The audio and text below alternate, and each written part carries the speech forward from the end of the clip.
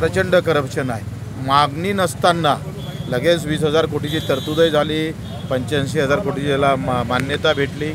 आम्ही शेतकरी खऱ्या अर्थानं जगण्यासाठी पीठ निर्माण करतोय। विरोधात असले तर ईडी लावायची, ईडी लागत नसेल तर पक्षात घ्यायचं, पक्षात घेतलं तर ईडी काय सगळे प्रकरणं संपून टाकायचे। आता भाजपची एकंदरीत ही रामराज्याची वेगळी कल्पना मांडत आहे भाजप। महाभारतातली पूर्ण जी भूमिका आहे ती अर्धवट राहिलेली जे होती नारायणाची, ते आता नारायण करत आहे।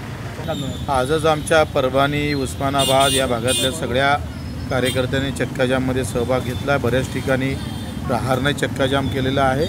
मला वाटते कोणाची मागणी नसताना जे काही थोपवल्या जातं त्याच्यामध्ये कशा पद्धतीनं बदमाशी होत आहे। तुम्हाला माहीत नसेल का, जे काही शेती तिथं जाणार आहे त्या शेतकऱ्यांसोबत काही करार ॲग्रीमेंट झालेले आहे। शेतीचे पैसे तुमचे, वरचे पैसे त्याच्यात अर्धे आम्ही, काही अधिकारी त्याच्यात गुंतलेले आहे, काही त्याच्यातले सत्ताधीशमधले काही लोक त्याच्यात गुंतलेले आहे।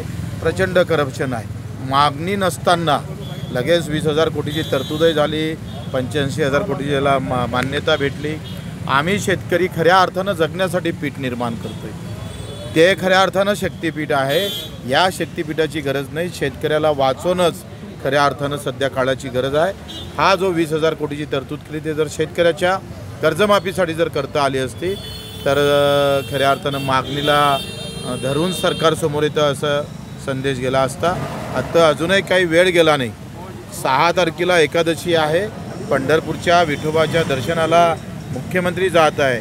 विठोबांनी सुद्धा त्यांना चांगली बुद्धी येऊ दे आणि त्यांनी सुद्धा तिथून शेतकऱ्यांना दिलासा देणारी बातमी पुऱ्या महाराष्ट्राला कळू दे अशी विनंती करतो आहे। सगळ्या इकून कोणी विरोधक ठेवायचंच नाही अशी स्थिती आहे। म्हणजे एकंदरीत आणीबाणीपेक्षाही ही जी काही भूमिगत आणीबाणी आहे, म्हणजे विरोधात असले तर ईडी लावायची, ईडी लागत नसेल तर पक्षात घ्यायचं, पक्षात घेतलं तर ईडी काय सगळे प्रकरणं संपून टाकायचे। आता भाजपची एकंदरीत ही रामराज्याची वेगळी कल्पना मांडत आहे भाजप।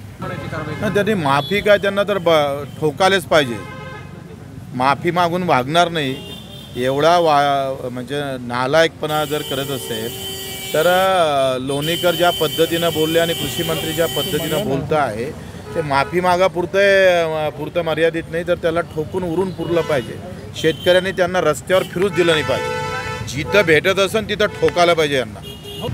आत्ता 3 तारखेला मीटिंग लावलेली आहे। बावनकुळे साहेब आणि अधिक 10-15 मिनिस्टर त्याच्यात आहे।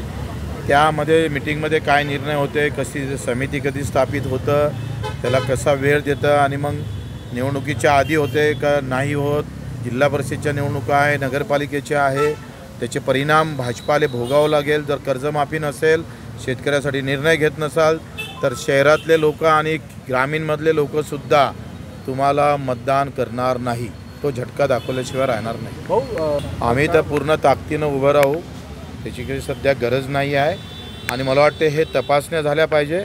सगळ्या शेतकरी ज्या शेतीतून ते मार्ग जातं त्या शेतकऱ्याला कॉल कोणाचे आले, कोण संपर्कात आहे, कोणं जमीन कधीपासून घेतला, हा अंतर जो करप्शन आहे ते फार मोठा आहे। म्हणजे शक्तिपीठ आता गरज राज्यकर्त्याची झाली का लोकांची आहे, आणि हाच खरं तर संशोधनाचा विषय आहे।